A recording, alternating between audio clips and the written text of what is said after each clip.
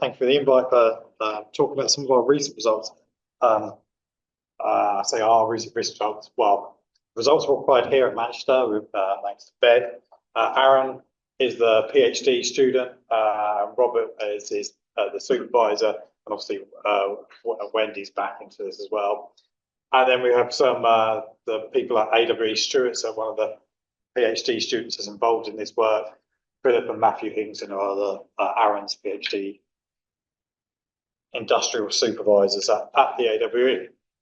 I'm going to hazard a guess that most people don't know what we actually do at the AWE.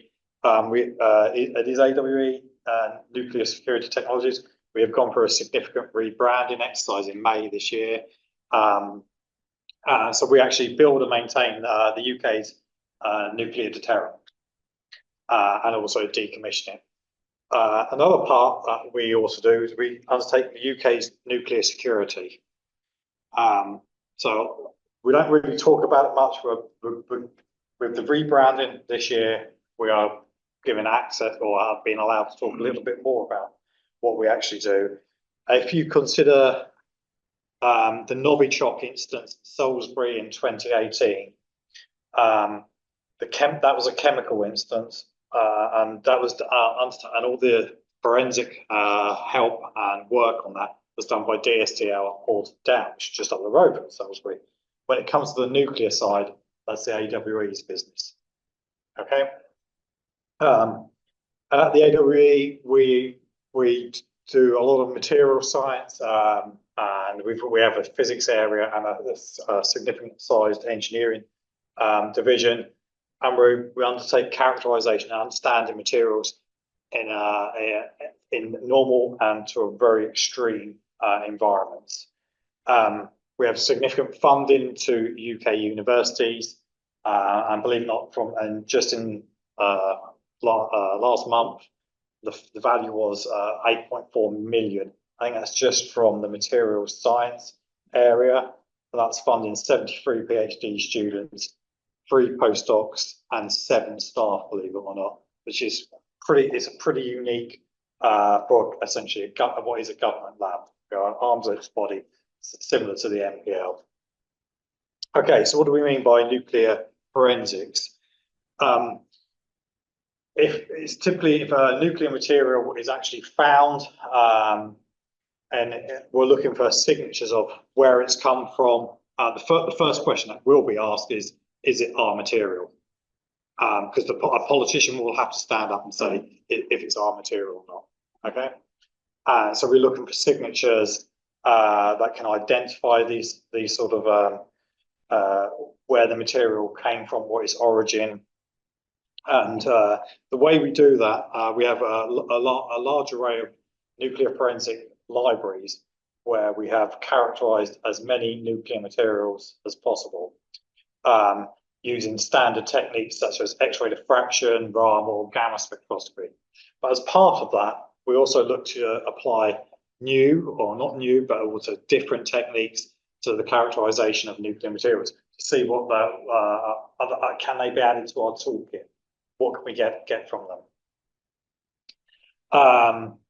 And then you also need defensibility in data, because if if the material is found outside regulatory control, at some point it will go to a court of law, and you'll be there to defend the data. Okay, so where does X-ray photoelectron spectroscopy fit in? Well, what we haven't talked about is what we actually do at AWE, and we've been doing XPS on actinide materials for nearly 40 years now. Not a lot of people know about it, because we've only just started publishing in external literature on a regular basis recently. And obviously, we've heard all about the advantages of XPS. One of the key ones that I personally like is doesn't matter if it's amorphous or crystalline. So it supersedes X-ray diffraction there, and we'll come on to a bit about that later. But one key thing, we've heard about synchrotron, a hard X-ray XPS today. You're not going to take radioactive materials to synchrotron. Uranium, maybe, but anything for the transuranium elements, there's not the chance of a synchrotron letting you allow them in. Will not be. You won't get it. There has been one photo emission experiment done on plutonium. That was done at Lawrence Berkeley. They will not allow that experiment to ever happen again. Just so you know, just so you fully understand, you are exposing the whole beamline to the radioactive material. It's not like an X-ray diffraction experiment where you can use triple containment of the material, but you could potentially contaminate the whole beamline. Since diamond is predominantly, it's got significant funding from the biochemical industries in the UK. They definitely don't want it contaminated with radioactive materials. Okay, so what are the limitations with XPS? So here's some what I've been experiencing in the past 20, 25 years. So we've been following oxide, and I'm going to highlight it all with pieces of plutonium data. That's what I've been working on in the past 20, 25 years. So compared to what we've been hearing today, the inelastic mean free path of plutonium is a very dense material, denser than gold. It's very short. Okay, so that means your depth probe is just standard XPS is very, very surface sensitive. As it's dense and it's got a lot of electrons, it's high Z material. That means your detection limits for light Z elements is pretty low. So that's not. If you're looking for impurities, it becomes problematic. But starting on the left here, we've been using it to follow oxide kinetics within that change within the ultra high vacuum environment within the spectrometer. But because it's so surface sensitive, what we found was the end of the following the kinetics, you're getting reabsorption from the gaseous environment, even in UHV, and that messes up your kinetics. It makes the reactions look slower. The activation energy is slightly larger, and so you know it's not really good for that. Conversely, if you want a depth profile through an oxide powder or an oxide film, because the actinides have a plethora of oxides and oxidation states. And it's really important to actually understand them because that will determine what the chemistry they exhibit. And as soon as you start depth profiling it, just by standard argonine sputtering, you get sputter reduction of the oxide. So you can't get a true representation of what where the buried interface is on your oxide film is of where you may be looking for different oxidation states. How can we get greater depth penetration? Well, Alex mentioned this morning about two-guard analysis. We also undertake two-guard analysis. I think when I started at AWE 26 years ago, first thing that was handed me was a A4 folder with a load of 3¼ inch floppy disks in it with two-guards Quasar software. And my manager said, evaluate that software for me. So we've been using it for quite some time at the AWE. You've got a lot of transitions with the actinides. And so only if some of the, and because some of them are too close, you can't really use Quasar's approach or two-guard approach for a lot of the transitions are actually, you can't use them. Including carbon. Carbon's another difficult one. Carbon overlaps with the core level of one of the core levels of plutonium, so that becomes very difficult, and you end up having to use the carbon OJ peak if you want to do a two-guard analysis. Okay, so one final comment then on XPS problems. So doing anything with the actinides, radioactive materials, is expensive in the UK's regulatory environment. They're trying to set it up in the Royce at the moment on the top floor. You've also got it in the chemistry department here, but it is expensive, and the more material you want to handle, it does significantly increases the costs. So ideally, if you can get away from not having to do the actual experimental work, that would be beneficial. One way to do that is through modeling. DFT modeling is a common thing. And photo emission data is treated as the gold standard for comparison to verify and validate the DFT models. Okay, but one of the common statements you'll get at a plutonium futures conference or an actinides conference is if the DFT theory meets the photo emission data, and that's great. It's validated their theory, and their theory is great. It's the best that's out there. However, it doesn't meet it, then it's what? XPS data, the XPS or the photo emission data is wrong because it's too surface sensitive. So that's so okay. Is the solution to all those problems, is it HAXPES? Now, we'd thought it could be. So at the AWE, when we purchased our last spectrometer about 15 years ago, we got the hardest X-ray source that was available by the manufacturer, which was zirconium at 2040 EV.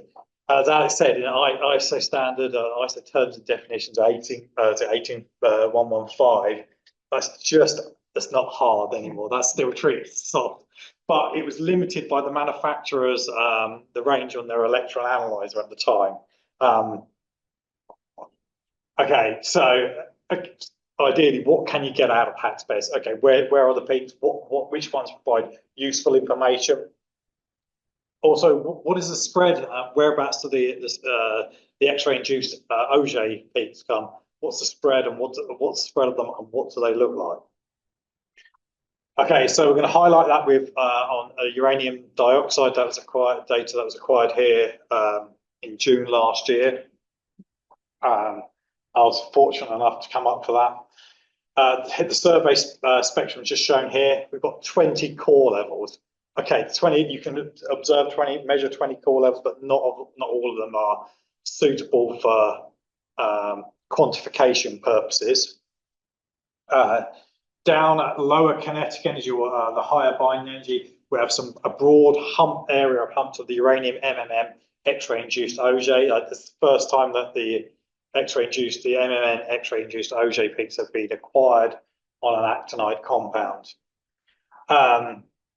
The 3D peaks, the 3D spin orbitals are the most intense and actually just really useful. We can actually now get, we believe we now can model those to get data out. There's some additional peaks on there, a very small peak, which we found in after that data acquisition. We're not expecting it. It was a small silicon 1s peak, but and then going to examine the low kinetic energy region about 1600. If you examine the background there's also evidence for the silicon KLL X-ray induced Auger peak as well. That's great. That in itself was really good to see. Okay, so X-ray diffraction told us it's just UO2, 2.1. Mass spectrometry can't pick up silicon because your ionization chamber is predominantly silicon. Okay, here we've got photo emission HAXPES. We also saw it in the XPS spectrum on this material as well. It's great. It showed its worth, and it's non-destructive. It doesn't matter if it's amorphous, but we've got silicon found there. I know the question is going to be asked, well, where did the silicon come from? We think the uranium dioxide sample was stored in a glove box that contained silicon in there, or uranium silicide, which was being used for triso fuel experiments. So, and it just shows a small amount can cross-contaminate. And this is it's these sort of things that we're looking to pick up to characterize from a nuclear forensics point of view. Okay, so if you look where the X-ray induced Augers come, the uranium MMN series, then if you want to include them in a standard acquisition, you do need a photon energy that's harder than essentially 4 keV. So it does rule out silver. Okay, and the peaks are really well, a lot of them are really well spread out, so we've got a lot there to do the inelastic background analysis on. So just showing some quantification. If we look at the green triangles, the oxygen to uranium ratio decreases very surface sensitive as we go to the more bulk area, and it approaches the expected stoichiometry. We've also curve fitted the uranium 4F region, both in the XPS and the HAXPES, and what we can see is there's a reduction in the uranium 5 quantity or oxidation state going from the XPS to the HAXPES, and it should be quite slightly. You should have a small uranium 5 quantity for the stoichiometry expected from X-ray diffraction. There's a lot of satellites available. If you ignore, I was going to say, ignore the blue squares. The reason the blues, there's a very large scatter in the, just looking at the small region. The actinide oxides have a lot of shake-up satellites, and they themselves act as signatures of what the actinide oxide or oxidation state is. But it turns out what we've observed in the HAXPES data, they actually stretch out a lot further than you think, and your regions now should be a lot wider. And that's why the data from analysing the survey spectrum, which we just used a 2-guard background to quantify it, but up to every transition was the background was set to exactly 80 eV above it. Okay. So we've also done inelastic background analysis. The problem comes in, what cross section do you use? And just looking at the XPS data and the carbon 1s, it was evident that you really needed to use a polymer cross section for to work up the XPS data. And then going to the HAXPES, you typically looking at what's going on in the literature, some of Sven's 2-guard publications. Typically you need to use a mixture of cross sections, and we found a mixture, a 2/3 polymer and 1/3 metal oxide mix of universal cross section was best to use. Okay, so we've applied it to 11 transitions across XPS and the HAXPES data, but we use one model for all 11 transitions. That's the exponential profile.